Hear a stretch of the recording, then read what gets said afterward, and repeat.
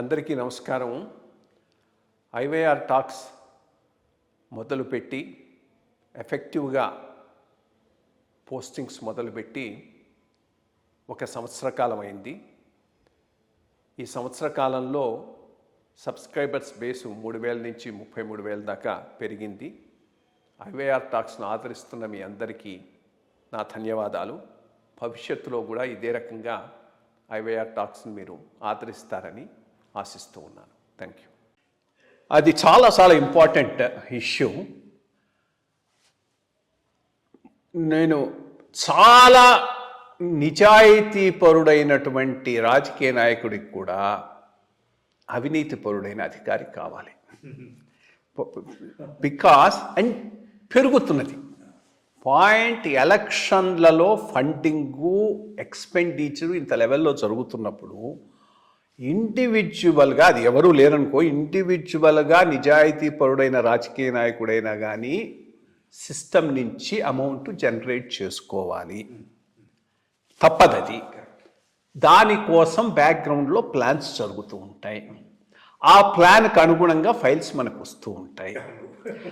Files మీద చూస్తాం, సంతకాలు పెడతాం. మనకి బ్యాక్గ్రౌండ్ తెలియదు.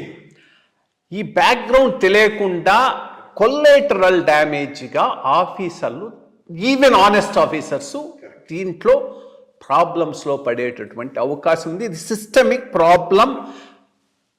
ముందు లేదని కాదు, విపరీతంగా పెరిగింది. ఆఫ్టర్ ఆల్ 80s, 60s, 1980 నాకు తెలుసు, 80 అరౌండ్ దట్ టైం, అదే ఎన్టీ రామారావు గారు వచ్చిన పీరియడ్లో 83, 82 ప్రాంతంలో కాంగ్రెస్ పార్టీ నారాయణ్ దత్ తివారీని డబ్బులు పంచడానికి పంపించింది.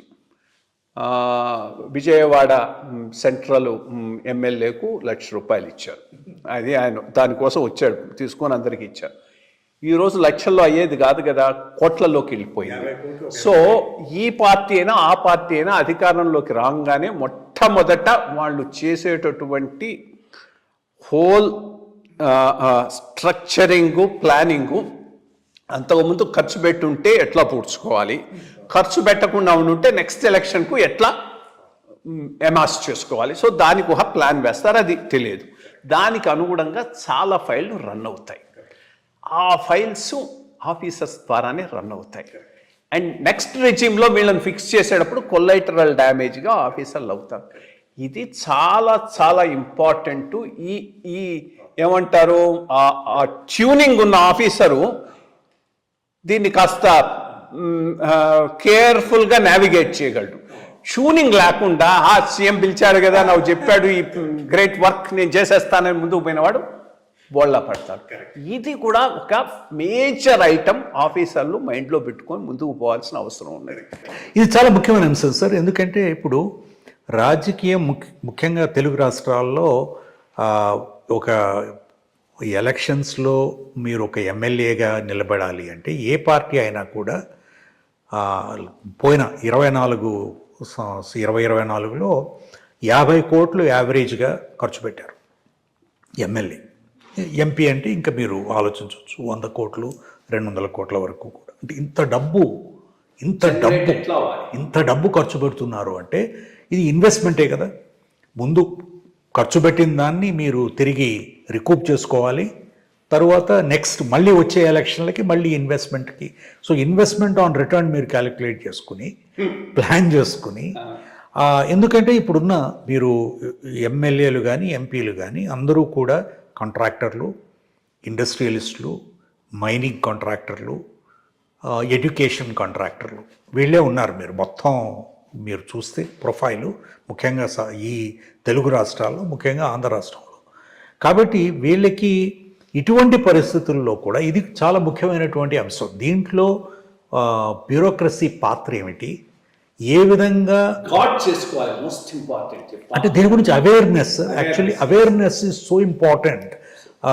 కరెక్ట్ మీరు ఇఫెక్టివ్గా పనిచేయాలి అనుకుంటే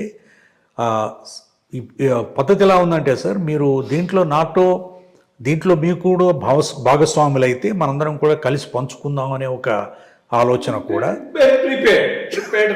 అది కాన్సిక్వెన్సెస్ చాలా మందిలో ఇప్పుడు అది జ్ఞానోదయం అయినట్లున్నది. another point. అది సో ఇది ఇటువంటి వ్యవస్థని నావిగేట్ చేయడం అనేది బ్యూరోక్రసీకి ఇది బిగ్ ఛాలెంజ్. ముఖ్యంగా ఎందుకంటే సార్ అంటే సర్వీస్లో చేరేవాళ్ళు కష్టపడి చదువుకుని తర్వాత ఒక ఐడియలిజంతో సెన్స్ ఆఫ్ పర్పస్తో పబ్లిక్ సర్వీస్ చేద్దామని అందరూ కాకపోయినా కూడా చాలామంది సర్వీస్లోకి వస్తారు. వచ్చిన వాళ్ళకి త్వరలోనే డిసప్పాయింట్మెంటు, ఫ్రస్ట్రేషను, డిస్గస్టు, తరువాత దారి తెలియని వ్యవహారం. అంటే ఇటువంటి ఇంత దారుణమైనటువంటి వ్యవస్థలో ఏ విధంగా మనం ముందుకెళ్ళగలం.